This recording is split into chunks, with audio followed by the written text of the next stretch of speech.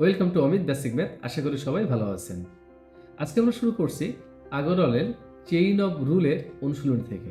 অনুশীলনীর আগে কিছু ক্লাস আমরা বলেছি, আপনারা যারা আগের ক্লাসগুলো দেখে আসেন অবশ্যই ক্লাসগুলো দেখে আসবেন। ওখানে আমরা চেইন অফ রুলটাকে একটা সিস্টেমে দাঁড় করানোর চেষ্টা করি যে সবগুলো আমরাকে ইকুয়েশনে দাঁড় করবো। আমরা আগরওয়ালের প্রত্যেকটা চ্যাপ্টারে ইকুয়েশনে দাঁড় করানোর চেষ্টা করব। এখানে ইকুয়েশনে দাঁড় করানো বলতে আমরা এখানে যদি কাজটা ভিন্ন ভিন্ন থেকে থাকে, দুইটা সিস্টেম ওখানে বলা হয়েছে। কাজটা যদি ভিন্ন ভিন্ন হয় তাহলে ওটাকে একটা ইউনিটে কনভার্ট করব, আর কাজটা যদি একই কাজ হয় তাহলে ওটাকে টোটাল ইউনিটে কনভার্ট করবে। এটাই হচ্ছে আমাদের মূল লজিক। 11 নম্বর বলছে দেখেন, if 5/9 of bucket is full in 1 minute. বলছে দেখেন 4/9 অংশ পানি ভর্তি করে 1 মিনিটে, rest of it will be fill in. বাকি অংশ ভর্তি করে কত মিনিটে, এটা আমাকে বের করতে বলছে। বাকি অংশ বলতে কত বোঝেন আপনি? এক অংশ থেকে 4/9 বাদ দিলে এটাকে বাকি অংশ বোঝেন। বাকি অংশ তাহলে 1 থেকে 4/9 বাদ দিলে কিন্তু 5/9 হয়। দেখেন আমরা সেটা করলাম। বাকি অংশ আমরা 1 মাইনাস 4/9 এটাকে বাদ দিলে 5/9 এটা পাই হচ্ছে আমরা বাকি অংশ।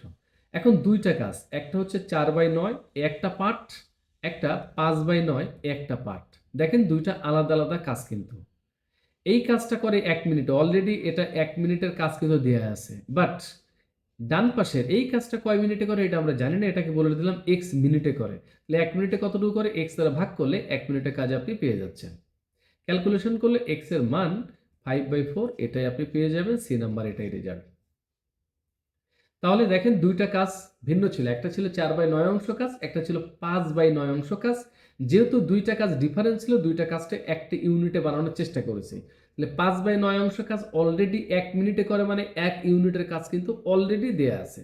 বাট ডান পাশের 5/9 অংশ কাজ কত মিনিটে করে এটা আমরা জানি না, এটাকে আমরা বলেছিলাম এক্স মিনিটে করে। তাহলে ওটাকে এক্স দ্বারা ভাগ করলে এখানে 1 মিনিটের কাজটা পাওয়া যাচ্ছে।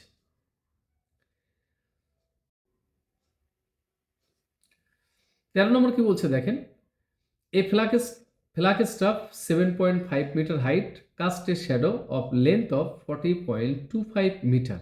একটি পতাকা স্টান্ড যেটা হলো 17.5 মিটার উচ্চতা, যেটার শ্যাডো লেন্থ মানে যেটা ছায়া পড়েছে 40.25 মিটার।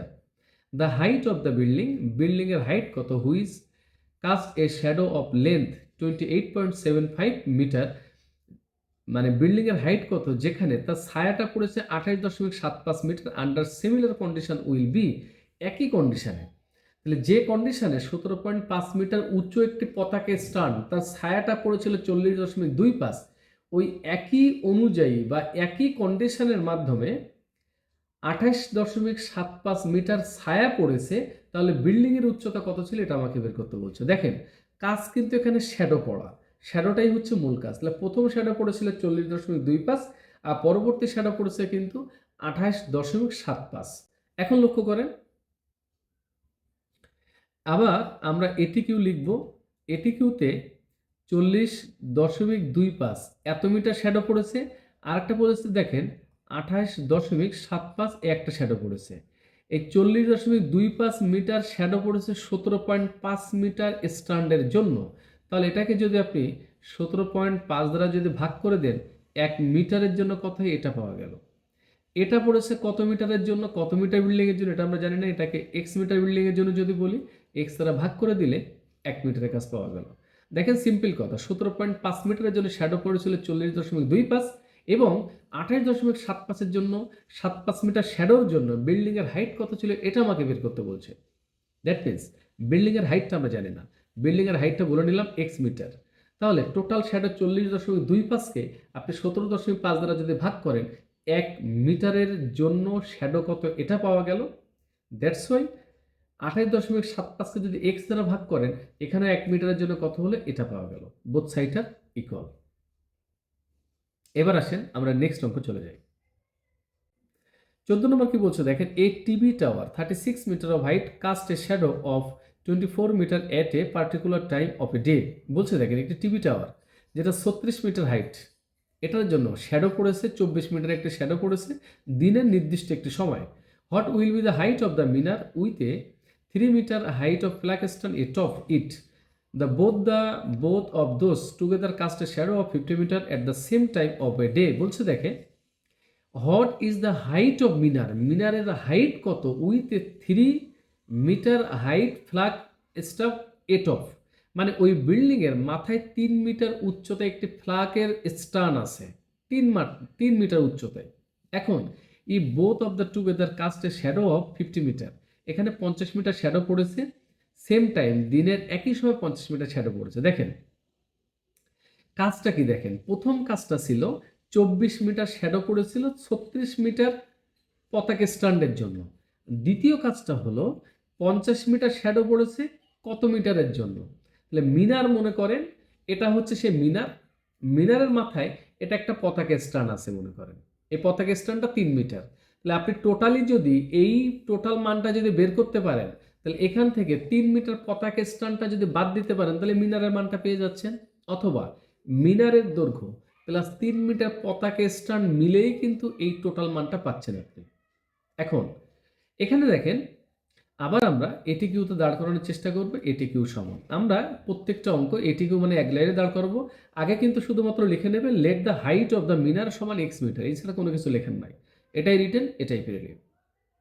লক্ষ্য করেন 24 মিটার ছায়া পড়েছে, এটা 24 মিটার ছায়া, আর আগেরটা বলেছিল 50 মিটার ছায়া পড়েছে, এটা 50 মিটার ছায়া।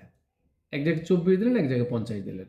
এই 24 মিটার ছায়া পড়েছিল 36 মিটার পতাকা স্ট্যান্ডের জন্য, মানে টিভি টাওয়ারের জন্য। 36 দ্বারা ভাগ করলে 1 মিটারের জন্য কত, এটা পাওয়া গেল। এই 50 মিটার ছায়া পড়েছে কত মিটারের জন্য এটা আমরা জানি না। x মিটার ছিল আমার মিনার, প্লাস 3 মিটার ওর মাথায় একটা ফ্ল্যাগ স্ট্যান্ড ছিল, সব মিলে x প্লাস 3 মিটার হলো টোটালটার হাইট। এখন x প্লাস 3 দ্বারা ভাগ করলে আপনি ওখানে 1 মিটারের কাজটা পেয়ে যাচ্ছেন। দেখেন বোথ সাইড আর ইকুয়াল, আমরা দুইটাকে সমান দিয়ে দিলাম। ক্যালকুলেশন করলে এক্স এর মান যেটা হবে সেটা রেজাল্ট। দেখেন কাজ কিন্তু দুইটা ছিল, একটা 24 মিটার, একটা 50 মিটার। 24 মিটার ছায়া পড়েছিল কত মিটারের জন্য, 36-এর জন্য। 36 দ্বারা ভাগ করলে 1 মিটারের কাজ।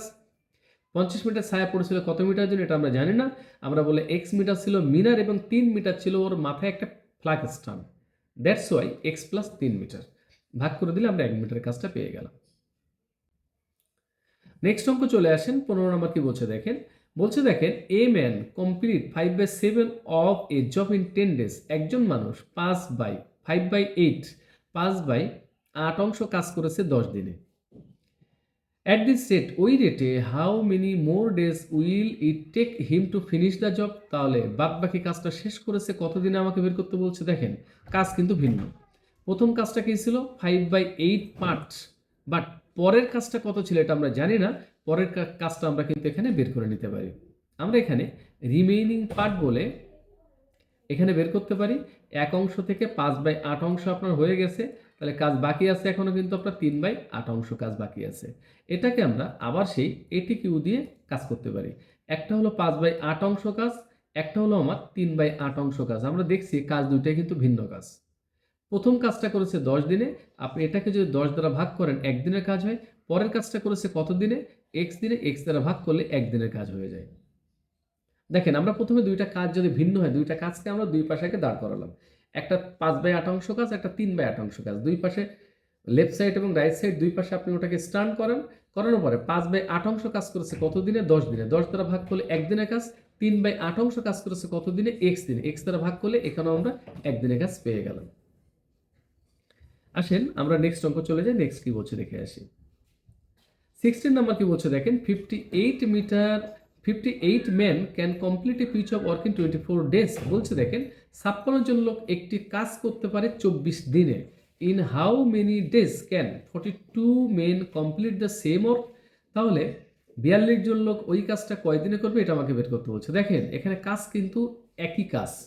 দেখেন এখানে যে কাজ এই যে 55 men can complete a piece of work, আর এখানে দেখেন সেম কাজ, তাহলে কাজ কিন্তু এখানে সেম আছে। কাজ যেহেতু এখানে সেম হয়েছে, তাহলে এই সেম কাজকে আমরা টোটাল ইউনিটে কনভার্ট করার চেষ্টা করব। আগে কিন্তু প্রত্যেকটা জায়গায় কাজ কিন্তু ভিন্ন ছিল, বাট এখন কিন্তু প্রত্যেকটা জায়গায় কাজ কিন্তু সেম কাজ। এখন আসেন আমরা এটাকে এটি কিউতে দাঁড় করানোর চেষ্টা করে কি বলছে দেখে আসি। এটি কিউ সমান কি বলছে দেখেন, আপনার 56 জন লোক প্রত্যেকে 24 দিন করে কাজ করেছে। তাহলে একজন লোক 24 দিন করে কাজ করলে 56 জন লোকের টোটাল ওয়ার্কিং ডে কত, আমরা 56 গুণ 24 করে দিলাম। 56 গুণ 24। আবার বললাম 56 জন লোক প্রত্যেকে করেছে কয়দিন করে কাজ? 24 দিন করে কাজ। তাহলে একজন লোকের কাজ কত হবে? আপনি যদি আমি করেছি 24 দিন, আপনি করেছেন 24 দিন, আরেকজন করেছে 24 দিন, আরেকজন করেছে 24 দিন, এভাবে 56 জন লোক প্রত্যেকে 24 দিন করেছে, কাজ করেছে। তাহলে টোটাল ওয়ার্কিং ডে কত? আমার 24, আপনার 24, আরেকজনের 24, এভাবে 24 গুণ 56 হচ্ছে total working day. In how many days can 42 men, 42 জন লোক ওই কাজটা কয় দিনে করবে এটা আমরা জানি না। আমরা বললাম 42 জন লোক এই কাজটা এক্স দিনে করবে, 42 গুণ এক্স, মানে আমি এক্স দিন, আপনি এক্স দিন, আরেকজন এক্স দিন, আরেকজন এক্স দিন, এভাবে টোটাল ওয়ার্কিং ডে পাওয়া গেল। বাম পাশে যেটা হয়েছে ডান পাশেও সেটা হয়েছে, ক্যালকুলেশন করলে বোথ সাইড আর ইকুয়াল। এবার আসেন 17 নম্বর কি বলছে এটা আমরা দেখে আসি। 17 নম্বর বলছে দেখেন 13 men can do a piece of work in 16 days, 30 জন লোক একটি কাজ 16 দিনে করে। How many men would be required to do the same work in 20 days?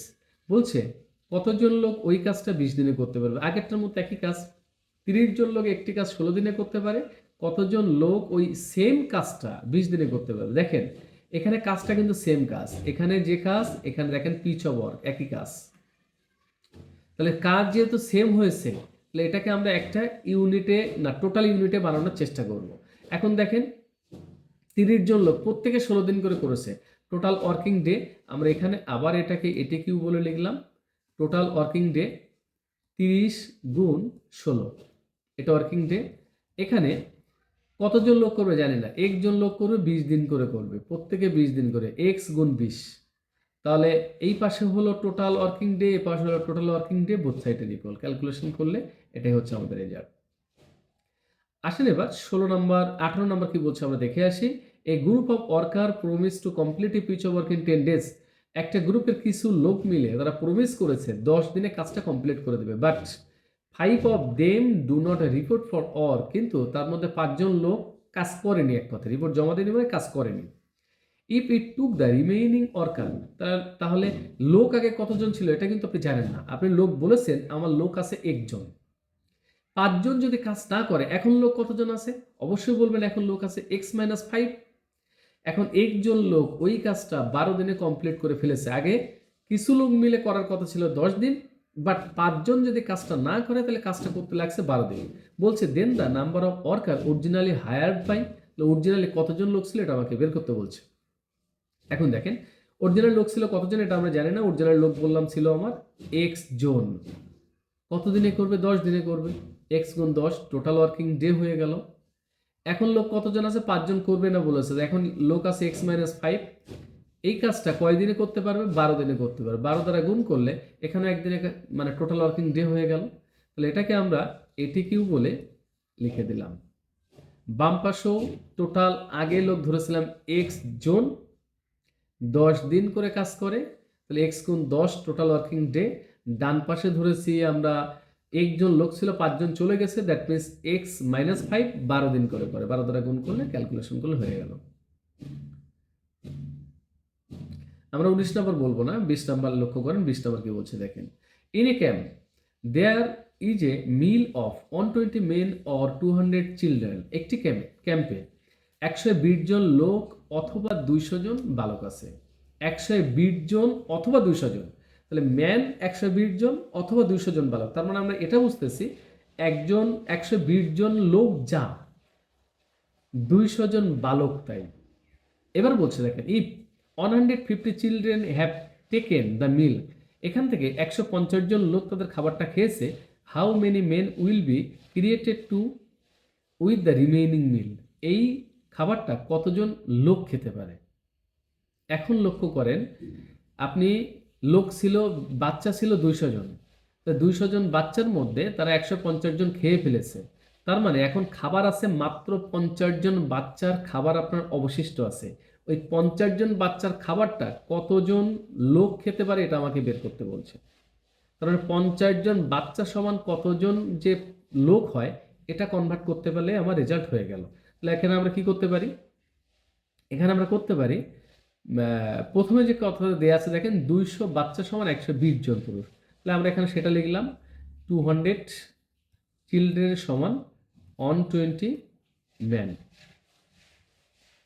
200 children সমান 120 ম্যান। অন চিলড্রেন সমান 120/200, আর এখানে 50 চিলড্রেন সমান 120, 50, 200, 4 হয় 30 হয়। দেখেন এখানে ম্যান হচ্ছে আমার 30 জন, এটাই হচ্ছে আমার রেজাল্ট। তার মানে বি নাম্বার আমার রেজাল্ট। এটা আমরা টোটালি 50 জন বাচ্চা সমান কয়জন পুরুষ এটা বের করে নেওয়ার চেষ্টা করেছি। আজকে এখানে শেষ করছি। সবাই ভালো থাকেন, সুস্থ থাকেন। দেখা হবে আগামী ক্লাসে।